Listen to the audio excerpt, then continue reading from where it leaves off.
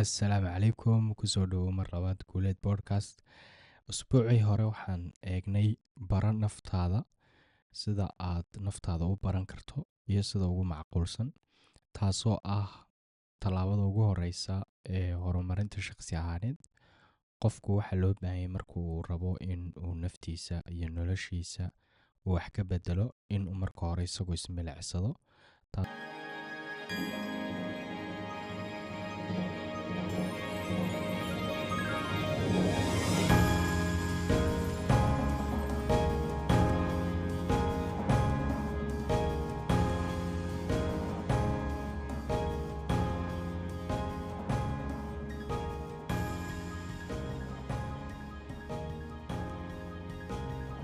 Waa maxay inaad barato naftaada? Qaybtii hore podcastigeenan kaga hadalay. Qaybtan labaad waxaan kuugu sheegi doonaa 3 qodob oo aad ku samayn karto si aad isku barato naftaada aad u barato. Waa system kaa caawin doona in aad si yaro fudud nolol maalmeedkaaga aad u garato halka aad taagan tahay iyo waxyaabaha kuu qabsoomay. Qodobka koowaad waxa weeyaan su'aalaha habeenkii. Marka aad maalinkaagu soo dhammaado ood habeenkii hurdo tegaysid, waxaa fiican inaad dhowr su'aalood isweydiisid. Dhowrkaas su'aalood oo ah 3 su'aalood, taasoo loo yaqaano habka su'aalaha habeenkii. Habeenkii inaad su'aalo isweydiiso weeye markaa. Waa sida ugu fudud ee isku baran karto iyo halka aad ka taagan tahay nolosha markaad eegto. Su'aalahani waxay u dhacayaan sida tan. Su'aasha koowaad waxay u dhacaysaa inaad isweydiisid maanta maxaan qabtay, maxaan ku soo kordhiyey naftayda iyo noloshayda, hadday noqoto maskixiyan, hadday noqoto physically. Su'aasha labaadna waxa weeyaan maanta maxaan bartay oo ii kordhay ama ii biiray oo aqoon ama dakhli waxay doontaba ha noqoto.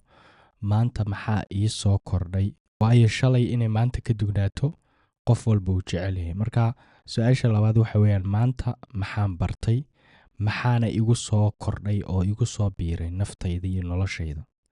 Su'aasha saddexaad ee loo baahan yahay inaad isweydiisid waxa weeyaan maxaan berri samayn doonaa wixii aan shalay sameeyey wax ka duwan. Taasoo macnaheedu ay tahay haddii maanta aad wax soo baratay, berrina inaad wax kala soo barato oo wanaagsan oo naftaadana kobcin kara waa inaad samaysaa. Iyo maxaan ka baran karaa shalayto, xataa taa laftigeeda waa muhiim. Maxaan saxaa haddii lacala shalay shaqadaadu ay iska ahayd mid hooseysa, maanta ama berri maxaan ka bedeli karaa oon ka dhigi karaa mid hore u socda.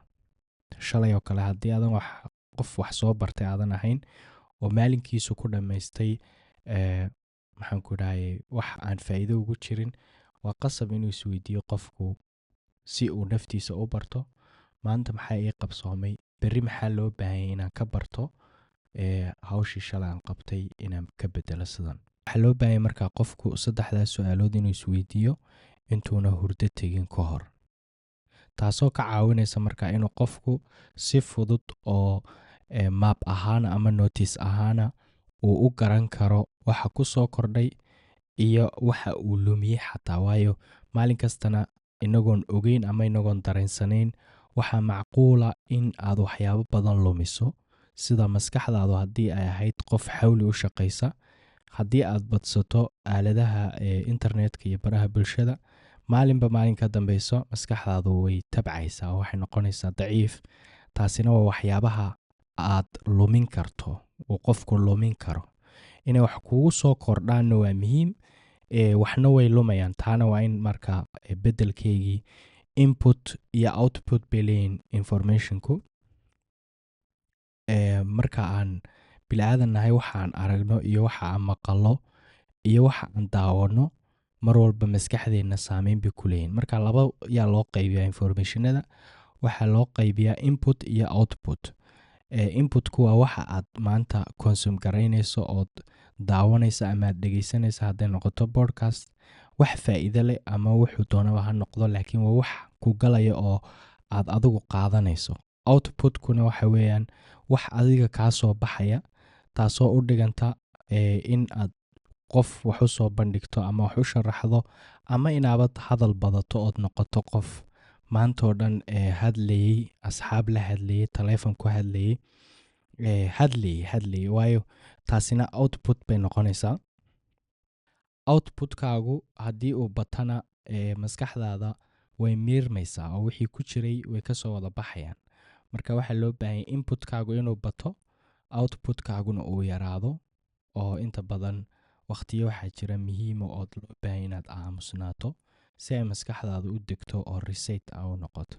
Habka labaad waxay tahay eed naftaada ku baran karto in uu qofku 60 sekin maalinkii muraayad hor istaago, uu naftiisa isku daya inuu la yar hadlo ama uu isweydiiyo wax, taasoo ka saacida. Tusaale oo kale, hadduu qofku jiimar yahay uu maanta soo jimicsaday, in uu muraayad hor istaago, wuxuu ogaanayaa natiijadii iyo maanta waxaa igu soo kordhay, si fiican baan usoo jimicsaday. waa tusaale taasi. Laakiin hadduu xataa qofku yahay arday ama maxaan ku dhahay qof normal oo caadiya shaqo taga, haddii uu waqti u helo muraayad inuu hor istaago, presentation hadduu leeyahay, inuu wax diyaariyo, inuu isagu bal is eego sida uu yahay markuu lacala muraayadda markuu hor taagan yahay, sida ay wax yihiin. Kadibna waxaa u soo baxaysa markaa qaybo badan oo u baahan karo inuu wax ka bedelo ama uu wax ku kordhiyo. taasuu ku ogaan karaa markaa muraayaddu. Ama taa beddelkeedii waxaa la samayn karaa qofka aad la nooshahay, ama saaxiibka ha noqdo ama qof aad wada nooshihiin, in aad la fadhiisato ood haddii lacala aad wax u soo bandhigta aad u sheegto, tiraa bal itijaabi, beri cashirkaasaan leeyahay, waxaan rabaa inaan presentation yaroo gaaban inaan kuu soo bandhigo, bal iga dhegeyso, seed u aragtaa. taas laftigeedu waxay ka saacidaysaa qofka in uu ogaado heerka uu taagan yahay markay noqoto in uu is arko ama isbarto. Habka saddexaad waxaa la yidhaahaa qofku wuxuu u baahan yahay inuu isbarto tijaabo 30 maalimood ah inuu sameeyo. Tusaale, 30 maalimood baad qorshaysanaysaa, waxaad is leedahay 30ka maalimood waa in jimicsigaygu saas iyo saas noqdo, waqtigaan toosayey waa inaa waqtigaa tooso. Adigu qofba waxay ku xidhan tahay noloshiisa iyo situationkiisa.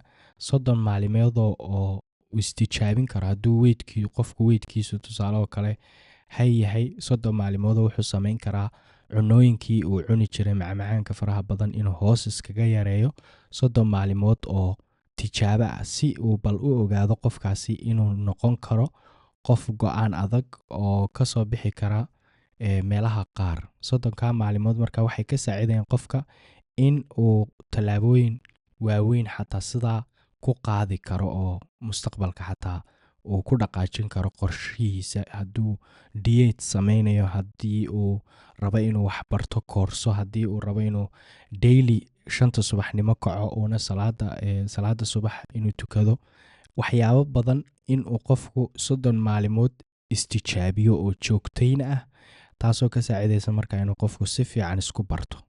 30ka maalimood markaa waxaa dhacaysa inuu qofku ogaado meelaha uu ku liito oo loo baahan yahay inuu iska jafjafo, iyo meelaha loo baahan yahay in maxaan ku dhahay wax ka bedelo. 30ka maalimood qofku wuxuu doonuu qaadan karaa, isagoo dabcan ku salaynaya noloshiisa iyo wuxuu uu qabto. Marka 30ka maalimood waa habka saddexaad ee uu naftiisa qofku ku baran karo ismilicsiga, self reflection. Marka saddexdaa hab weeyaan saddexda ugu muhiimsan.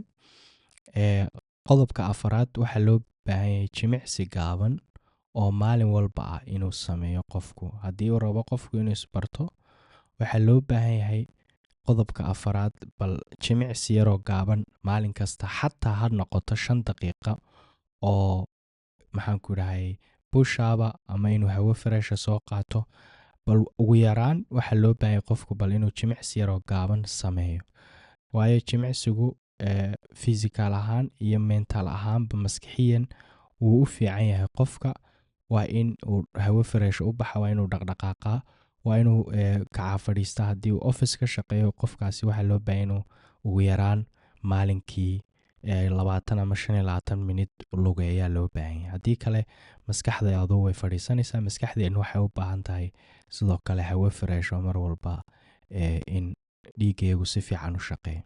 Qodobada aan kuu soo sheegay waa qodobo yar oo runaantii, laakiin haddii uu qofku ku dhaqaaqo guulo waaweyn uu ka gaari karo, isbeddel fiican uu ku arki karo, isbeddel wanaagsanna uu ku arki doono haddii uu raaco waddooyinkaas inuu naftiisa barto, iyo taasoo u horseedi karta xataa qofkaasi inuu arko in uu wixii ka soo bixi karaya iyo in kale, taasoo hadhowna u horseedi doonta in uu hore u sii socdo. So intaanu gabagabayn, qodobka 5aad waxa weeyaan in uu qofku naftiisa dhiirigeliyo. Naftiisa wuxuu ku dhiirigelinayaa inuu ereyo wanaagsan maskaxdiisa ka keeno oo positive noqdo. Habka aad u fikirayso, positive iyo negative, labada mid ka yihiin saameyn bay ku yeelanayaan noloshaada caadiga. Tusaale, haddii aad aroortii soo kacdo ood ka fikirto walwal iyo walbahaar iyo arrimo qabyo ah, runaantii waxay noqonaysaa noloshaadu negative ama waqti xaadirkaas negative. Marka waxaa fiican in aad positive ku bilowdo maalinkaaga, iyo sida caadigaba maskaxdeennu inay positiveka quudato oo aad noqotid qof isdhiirigeliya oo tiraahid shalay 10 minute baan soo lugeeyey tusaale, maanta waxaan lugeyn doonaa 20 minute ood isdhiirigeliso. Haddaad tiraaho shalay chapter baan akhriyey oo 2 buugaan akhriyey, berri maasaa dambe 4 iyo 5 buug baan akhriyi doonaa ama podcast baan dhegeysan doonaa, waxbaan baran doonaa. Marka inaad isdhiirigelisid oo weliba discipline aad ku dirtid waa wax markaa u fiican in aad hore u socoto ood ku guulaysato nolosha qaybo badan. runtii videogaasi wuu dheeraaday, kolley podcastigana wuu iska dheeryahay, mawduucyadanina waxay u baahan yihiin sharaxaad aad u ballaadhan. Waad ku mahadsan tahay dhegeysigaaga Guuleed Podcast. Qaybta xigta ee podcastigeenna waxaan ku eegi doonaa xooji kalsoonidaada, taasoo aan u arko iyaduna qodobka 2aad ee horumarinta shakhsi ahaaneed oo qofku u baahan yahay. Kalsoonidu haddii ay noqoto shaqada, hadday noqoto nolosha caadiga ee bareefadka, hadday noqoto xidhiidhka, wax walba muhiim bay u tahay. Marka waxaa loo baahan yahay in aan qodobka 2aad ee topican ku xiga wuxuu noqon doonaa inuu qofku barto siduu u xoojin karaa kalsoonidiisa, iyo haddii uuna lahayn xataa kalsooni siduu u dhisi karaa baan ku eegi doonaa qodobkaas. Insha Allah waxaan rajaynayaa inaad waqti fiican ku qaadatay Guuleed Podcast. Wixii fikra ama feedbacka qaybta commentiga igula wadaag. Aad iyo aad baad u mahadsan tahay. Amaana Allah.